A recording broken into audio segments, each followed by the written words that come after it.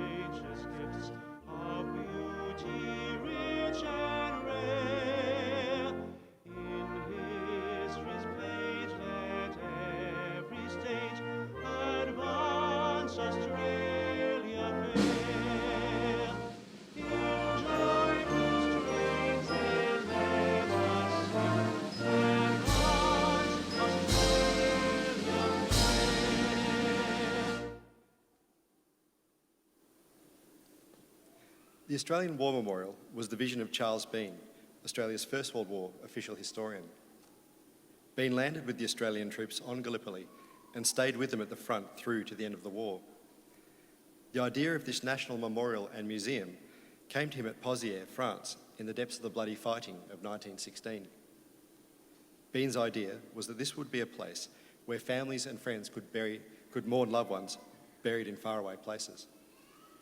It would also be a place that could help all Australians understand what these men and women had endured and what they had done for us. Bean's vision, to which we remain true, is best expressed as inscribed in the entrance to the memorial's galleries. Here is their spirit, in the heart of the land they loved, and here we guard the record which they themselves made. Tonight, we will read the story behind just one of those on the Roll of Honour, which lists the names of more than 102,000 men and women who have given their lives for us in war and operations for more than a century. But first we present a lament, Flowers of the Forest. Wreaths of floral tributes will now be laid at the base of the pool of reflection.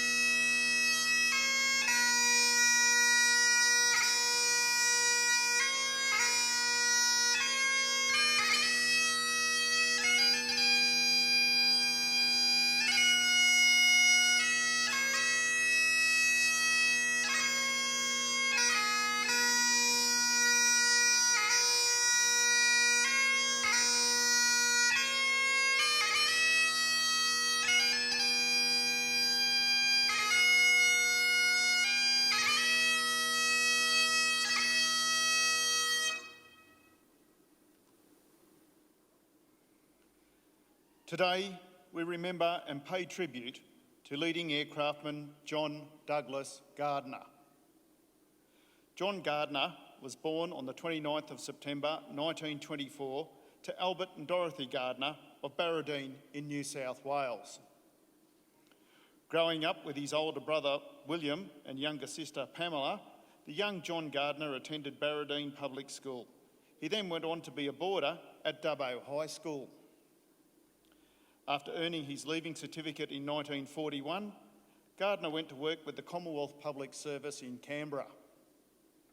While there, he played rugby union with Canberra Easts and enjoyed social games of tennis.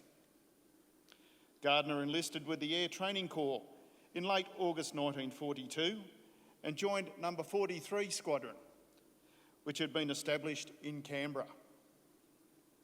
Soon afterwards, he submitted an application for aircrew, hoping to be selected for training for service in the Royal Australian Air Force. Gardiner finally joined the RAAF on the 2nd of January 1943, 3 months after turning 18. After attending initial training school at Bradfield Park in New South Wales and Wireless Air Gunner School at Parkes, he travelled to Port Pirie in South Australia to join No. 2 Bombing and Gunnery School.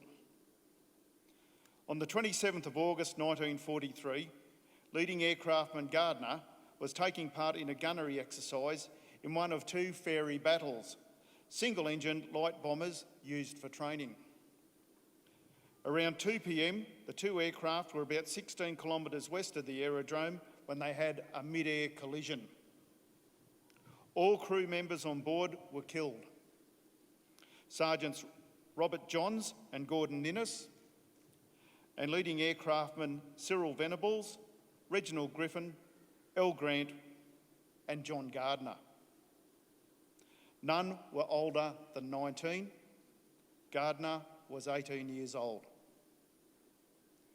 John Gardiner and his crewmates were buried with full honours at Port Pirie Cemetery. John Gardiner's name is listed on the Roll of Honour to my left, among more than 40,000 Australians who died while serving in the Second World War. This is but one of the many stories of service and sacrifice told here at the Australian War Memorial. We now remember leading aircraftman John Douglas Gardiner, who gave his life for us, for our freedoms, and in the hope of a better world.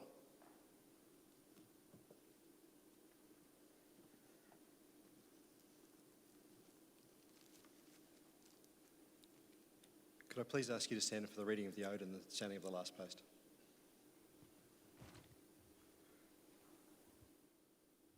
They shall grow not old as we that are left grow old. Age shall not weary them, nor the years condemn. At the going down of the sun and in the morning, we will remember them. We will remember them.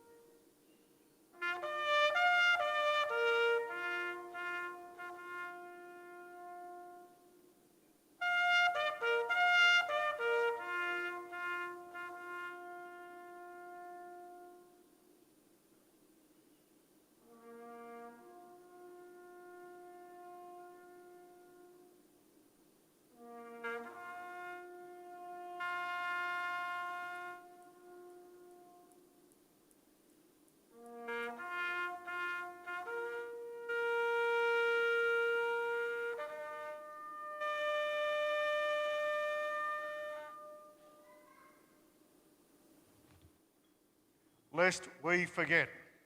Lest we forget.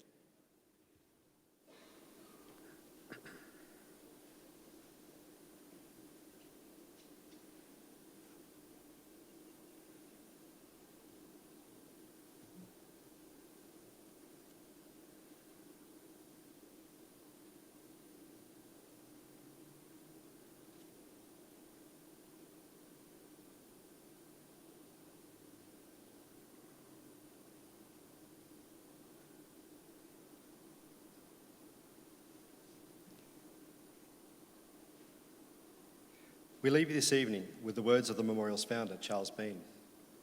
Many a man lying out there at Pozières or in the low scrub at Gallipoli, with his poor, tired senses barely working through the fever of his brain, has thought in his last moments, well, it's over, but in Australia, they'll be proud of this. Ladies and gentlemen, girls and boys, that concludes this evening's last post ceremony. Thank you very much for visiting the Australian War Memorial today, and we wish you a safe journey home.